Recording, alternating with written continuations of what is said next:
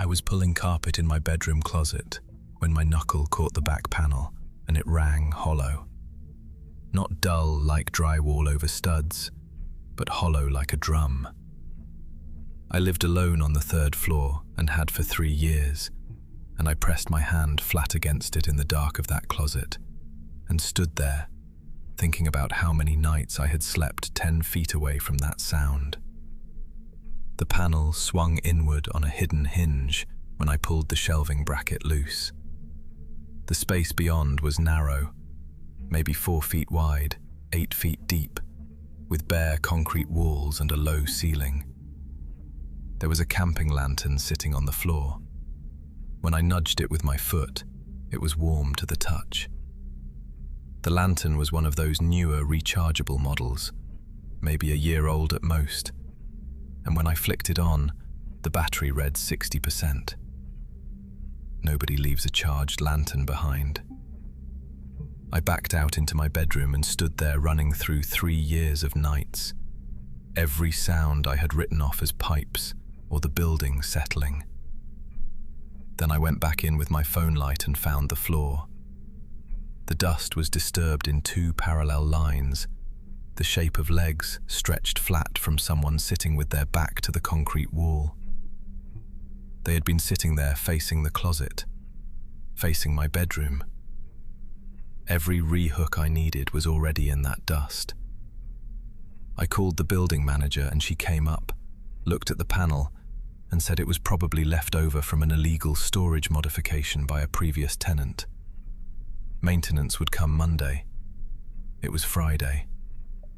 I asked about changing my locks tonight, and she got quiet and said she'd have to check what the lease allowed.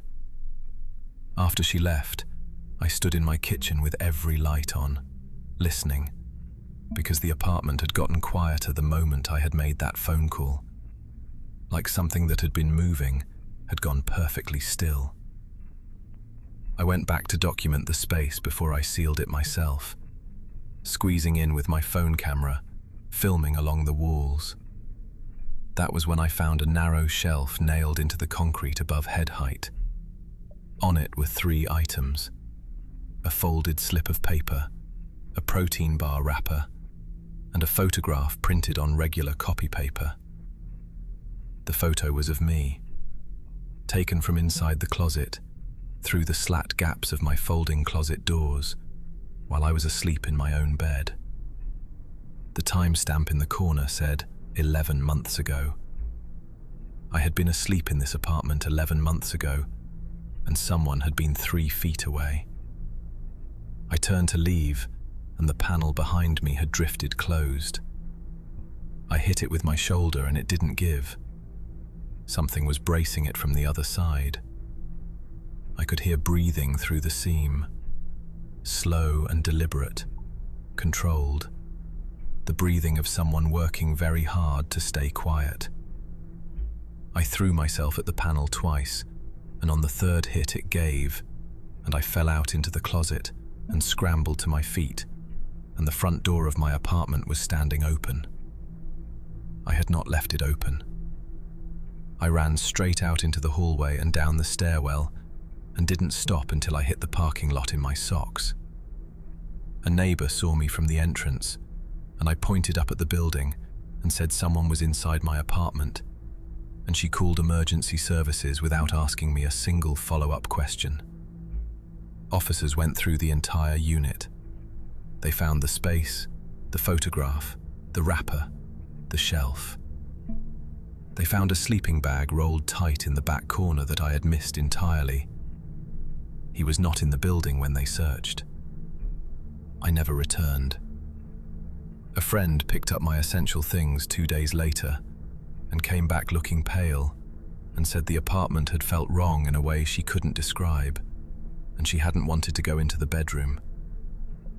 I moved into a furnished room across town, and I was sleeping again, finally, after about 3 weeks, until last Tuesday, when I found a USB charging cable tucked behind the bathroom sink drain. I had never owned a cable that color.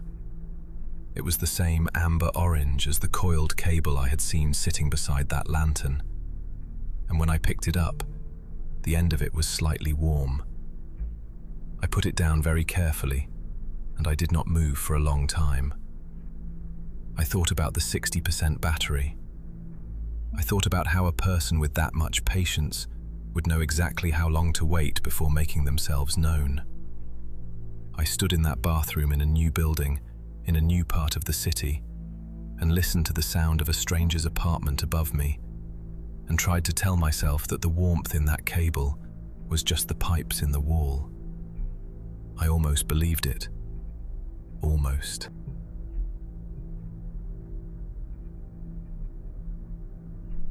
If you're enjoying this, a like really helps the channel grow.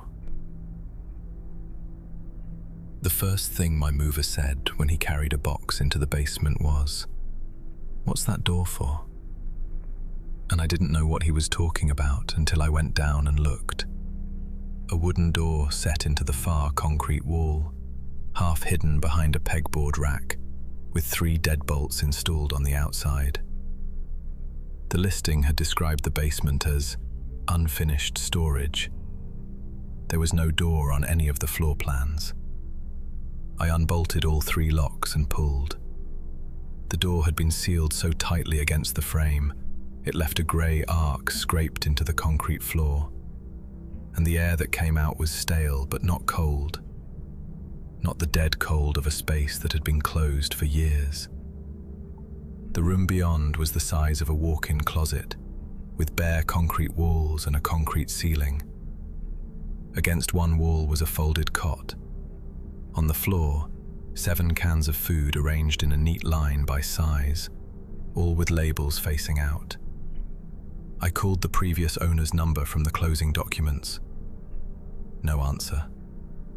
My real estate agent said she had never been in that part of the basement, and she was certain it was just storage the seller had forgotten to disclose.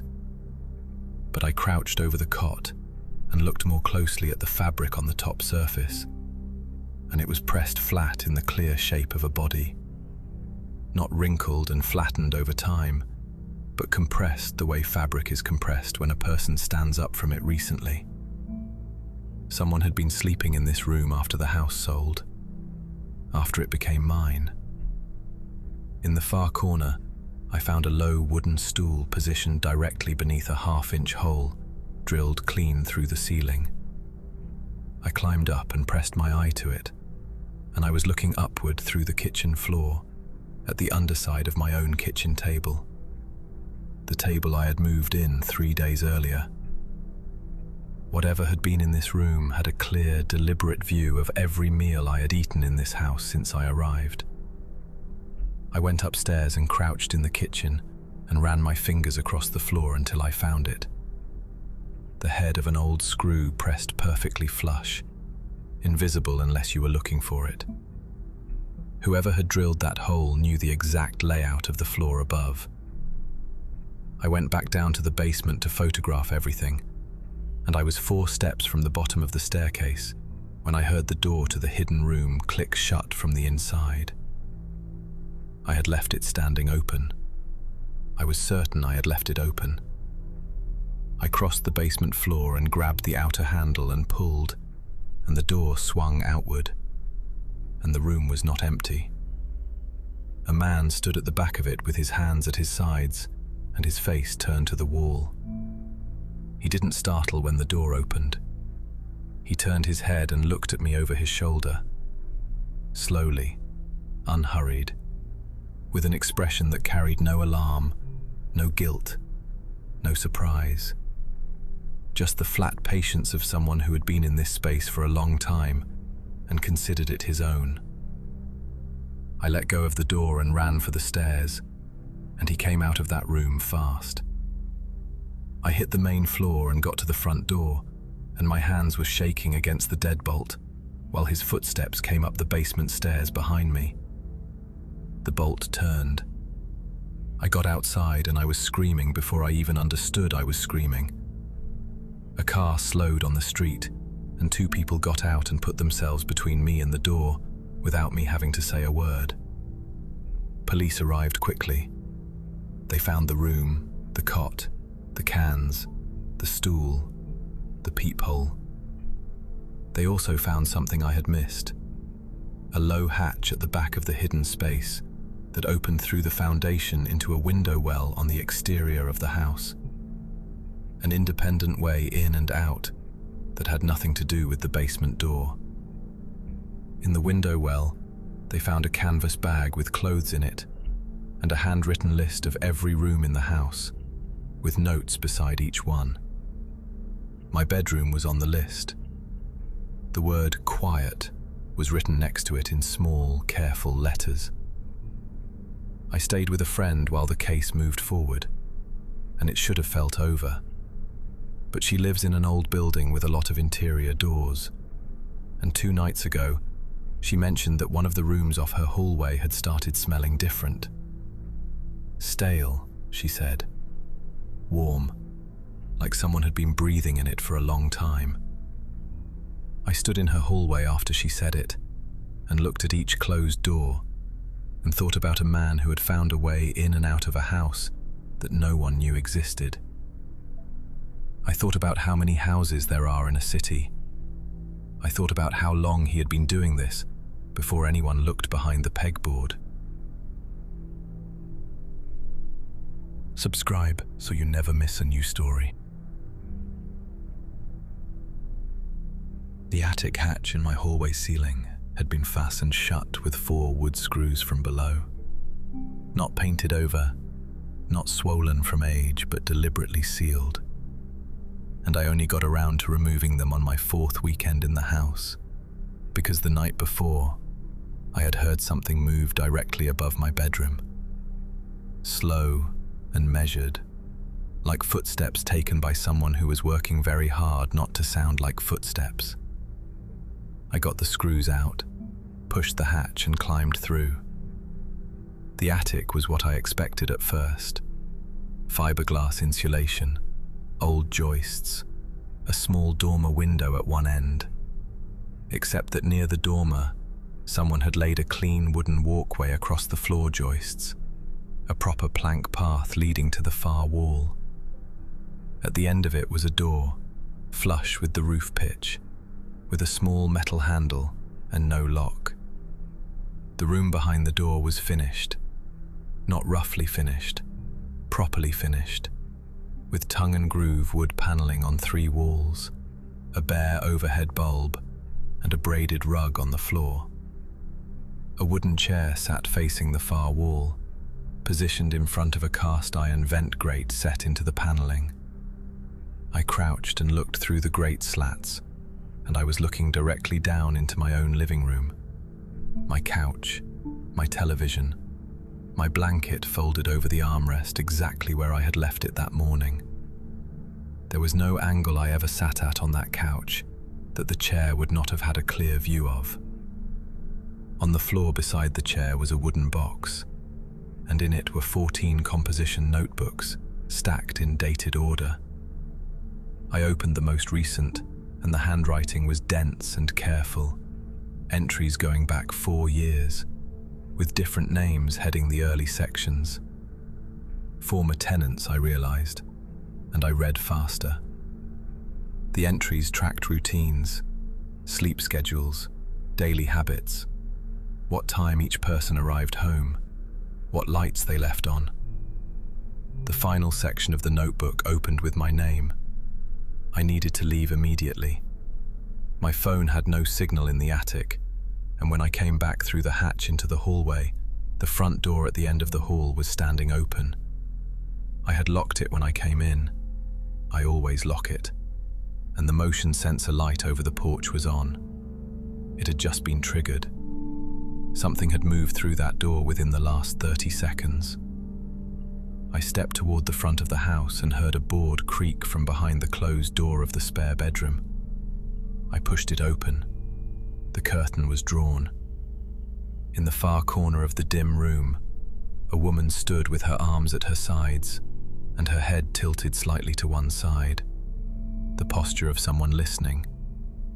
She turned to face me slowly, and she was holding one of the composition notebooks against her chest with both hands. She looked at me the way someone looks at a person who has walked uninvited into their space.